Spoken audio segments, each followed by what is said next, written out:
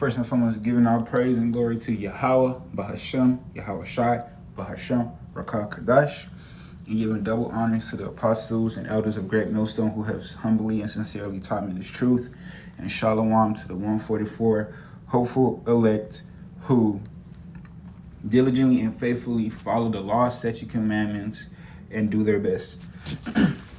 So today, the title of this lesson will be, why are the true names important? And to start, the true names of the Father and Son are what bring salvation. The true name of the Father is Yahweh, which means he exists. And the true name of the Son is Yahweh Shai, which means he delivers. And these names are in the Paleo-Hebrew, which is the language of our fathers. They are the proper way to speak and communicate. It is how Yahweh and Yahweh Shai speak. And to clarify, they are the power of the Hebrews. They are not the powers of the Greek or Latin.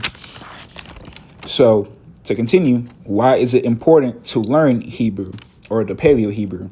And I'll be in the Apocrypha, Ecclesiasticus 1 verses 1, where it says, the prologue of the wisdom of Yahweh Shai, the son of Sirach.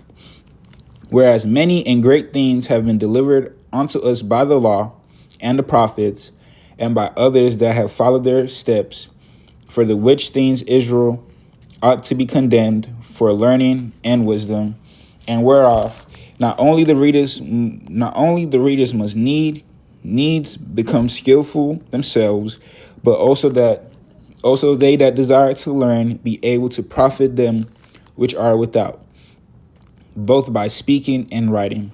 My grandfather, Yahweh Shai, when he had much given himself to the reading of the law and the prophets and the other books of our fathers, and had gotten therein good judgment, was drawn also himself to write something pertaining to learning and wisdom, to the intent that those which are desirous to learn and are addicted to these things might profit much more in living according to the law, whereof let me entreat you to read it with favor and attention, and to pardon us wherein we may seem to come short of some words which have been labored, which we have labored to interpret.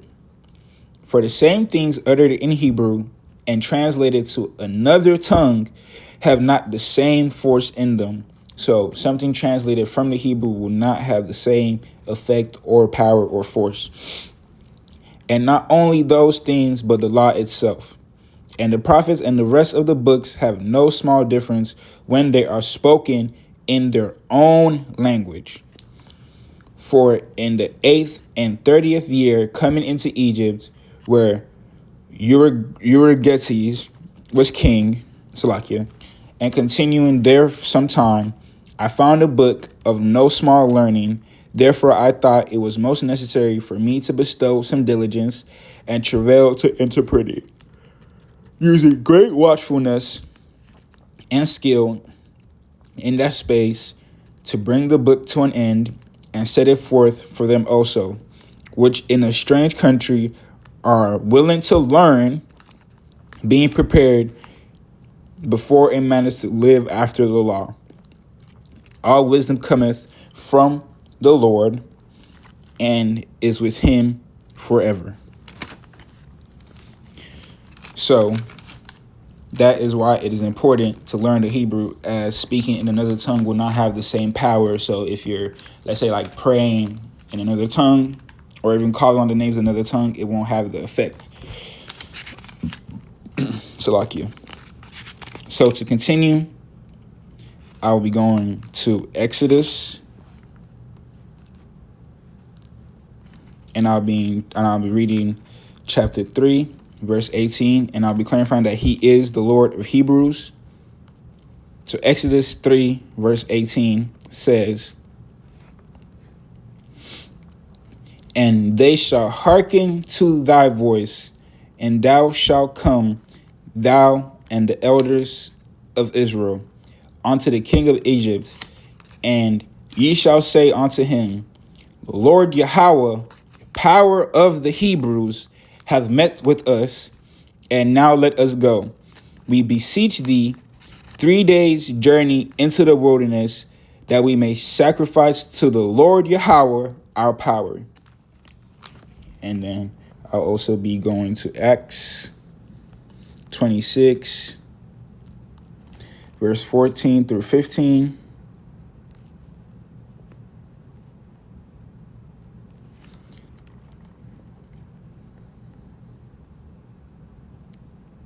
Where it says, and when we were all fallen to the earth, I heard a voice speaking unto me and saying in the Hebrew tongue, Saul, Saul, why persecutest thou me? It is hard for thee to kick against these pricks. And I said, who art thou, Lord? And he said, I am Yahushai, thou whom thou persecutest. So again, they spoke in Hebrew. Yahweh and Yahushai both spoke in Hebrew. To continue, the name of the Lord is key for salvation. And to clarify that, I'll also again be in Acts.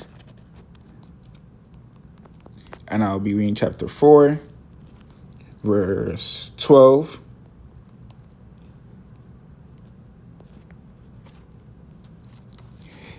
Neither is there salvation in any other, for there is none other name under heaven given among men whereby we must be saved. And a precept for that will be in Proverbs chapter 30, verse 4.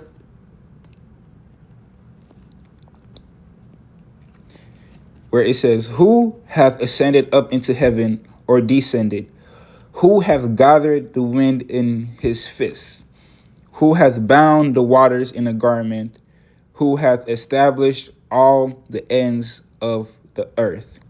What is his name, and what is his son's name, if thou canst tell? So again, there's an emphasis on the names of the Father and the Son. To continue again, Romans 10, verse 13, where it says, for whosoever shall call upon the name of the Lord, Yahushai, shall be saved. So these names are important to salvations. There is one name that has power, that rules all, and he has a son he has given all authority to. These names are important to understand, to know, and to exalt. So to continue, I will be in Philippians chapter 2, verse 9 through 10, where it says, wherefore power also hath highly exalted him, and given him a name which is above every name, that at the name of Yahushai every knee should bow, of things in heaven and things in earth and things under the earth.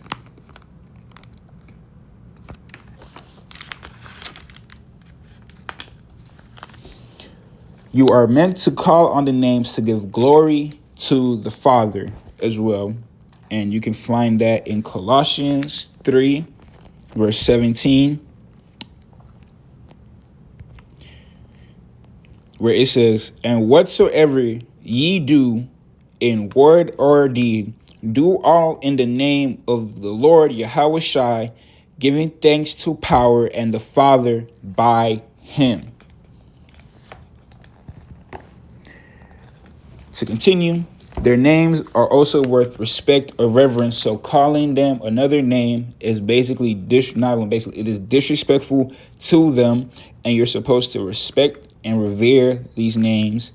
And to show that, I will be going back to Old Testament in Exodus 20, verse 7, where it says, "Thou shalt not take the name of the Lord Yahweh, thy God, thy power in vain. For the Lord Yahweh will not him guiltless that taketh his name in vain." And in the book of Psalms,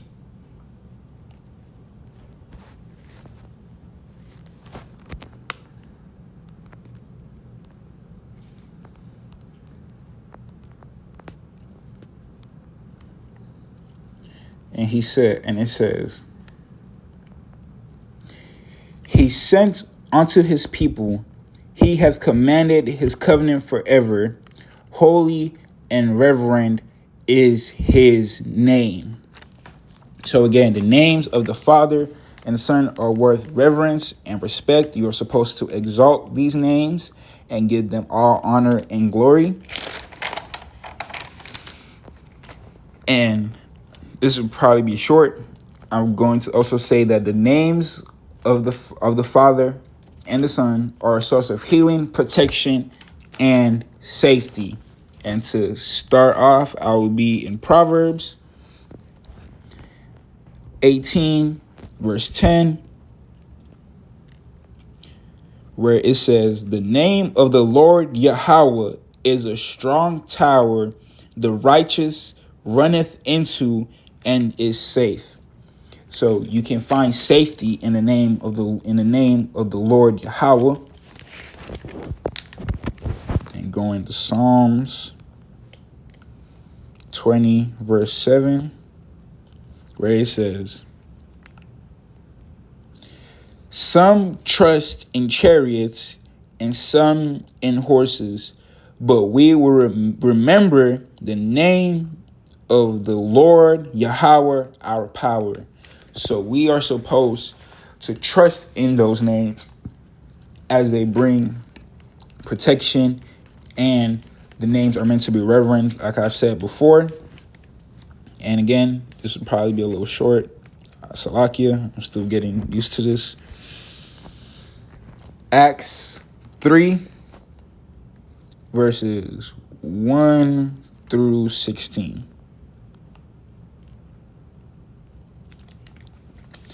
"And now Peter and John went up together into the temple at the hour of prayer, being the 9th hour.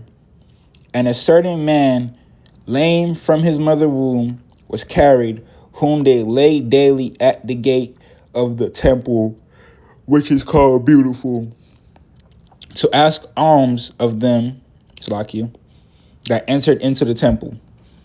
Who, seeing Peter and John about to go into the temple, asked an alms." Verse 4, "And Peter, fastening his eyes upon him with John, said, Look on us.